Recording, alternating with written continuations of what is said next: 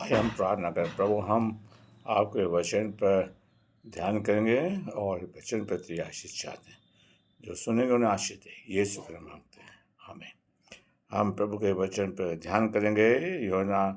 योना नबी की पुस्तक उसका 30 अध्याय उसकी 8वीं आयत पर योना इस तरह से कहता है, यहाँ पर लिखता है, और हम देखेंगे जो कि प्रभु का दास मेरे लिए और आपके लिए क्या कह रहा है। यहाँ पर इस तरह से लिखा है, मनुष्य पशु दोनों टाट ओढ़ें और परमेश्वर की दुहाई चिल्ला चिल्ला के दें और अपने कुर्म से फिरें और उस उपद्रव से जो वह करते हैं पश्चाताप करें, तौबा करें। मेरे प्यारे भाइयों बहनों, आज योना जो कि निनवे के खिलाफ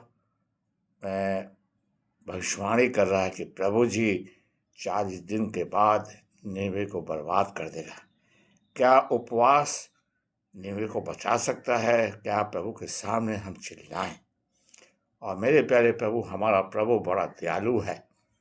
हमारा प्रभु बड़ा अनुग्रहकारी परमेश्वर है, जो क्रोध करने में विलंब रखने वाला परमेश्वर है। आओ हम प्रभु के सामने चिल्लाएं और प्रभु हमें बचा सकता है। मेरे प्यारे भाइयों बहनों, योना जो कि प्रभु ने उसे भेजा और प्रभु चाहते हैं कि वो बचाया जाए, निनवे बचाया जाए।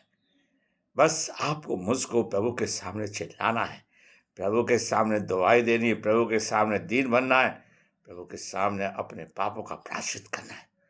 इतनी बड़ी बात है। योना के ने निनवे में जाके प्रचार किया। आज मैं आप प्रभु का प्रचार कर रहे हैं या नहीं? क्या आज मैं और आप प्रभु के बारे में लोग बचा रहे ताकि बचाए जाएं? अगर हम हिजकेल की पुस्तक को पढ़ें तो वहाँ पर हिजकेल लिखता है और यहोवा कहता है, अगर तू न चिताए तो उसके खून का लेखा मैं तुझसे लूँगा। आओ हम प्रभु के लोग हैं, लोगों को चिताएं, लोगों बताएं और प्रभु के सामने अपने पापों का प्रायश्चित करें।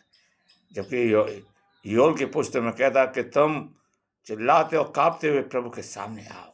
आज हम ऐसे आ रहे हैं या नहीं? प्रभु का दास लिखता आगे कहता है, योल लिखता है, अपने कपड़े को नहीं परंतु अपने हृदय को फाड़ो। जब निनवे के राजा ने सुना कि यहोवा 40 दिन के बाद निनवे को बता, उसने अपने कपड़े उतार कर राजमहल अपने गद्दे से उतर के यहोवा के सामने बैठ गया और उसने आदेश दिया कि पशु और जानवर कोई भी हो, चाहे बच्चा है बड़ा, कोई भी खर्च नहीं खाएगा। प्रभु के सामने उपवास रखो। सच में प्रभु उपवास आपको बचा सकता है। अगर हम प्रभु के वचन को देखें, यहाँ पर प्रभु का वचन बताता है कि निनवे के लोगों ने ऐसा किया और उन्होंने उपवास रखा।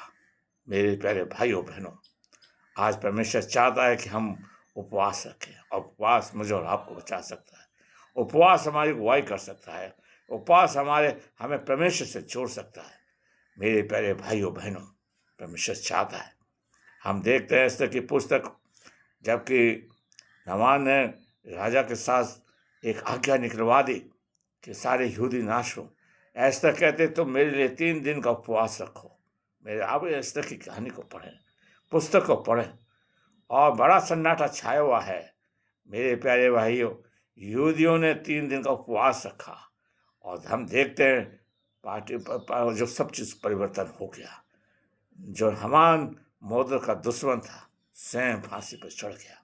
मेरे प्यारे भाई, उपवास आपको मुझे बचा सकता है।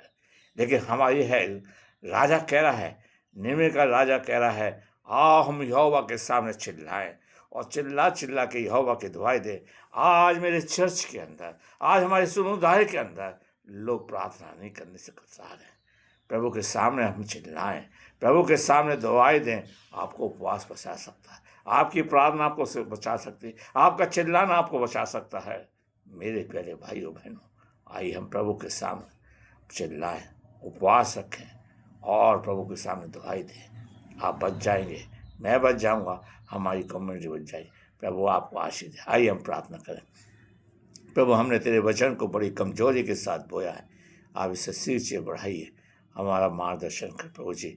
जो सुनेंगे, बाद में सुनेंगे, उन सबको आशीष दे प्रभु जी। सबकी बीमारियों को दूर करना, सबका मार्गदर्शन करना प्रभु जी, उनको सारी जरूरत को पूरा करना प्रभु जी।